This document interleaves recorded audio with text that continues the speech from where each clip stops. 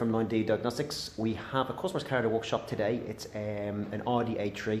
It's in for a full service. It's the 1.6 petrol model. So part of the service we replace the engine oil, the oil filter, the air filter and the spark plugs. Spark plugs on this car are a little bit awkward to get at, and because of that sometimes certain garages won't replace them, or I've even seen it that they'll only replace 2 of the spark plugs, believe it or not, because 2 of them are quite awkward to get at. I'm just going to show you them here now. So there's just down here is the spark plug. That's one of them. I have it loose already, and then you can just see right down there, I have the light shine on it. It's spark plug number 2. Number 3 is roughly down there, and then number 4 is down here. These 2 are quite awkward to get at. There's 2 ways you can do it. You can remove all of this off. So there's a little bit of stripping to do, the intake manifold, remove it off, and you've full access to replace the spark plugs. Or you can use what we have here. It's a little knuckle where it can twist, and you can get onto the spark plugs. These spark plugs are quite worn. I'm going to remove them out, and I'm going to show you them compared to new spark plugs. Yeah, I'll just whip them out there now, and we'll show you. Okay, so we've taken 2 of the plugs out to show you as an example.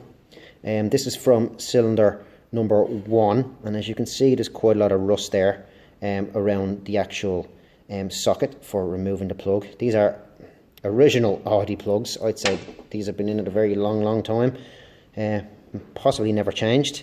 And what we're looking at here is the electrode gap here.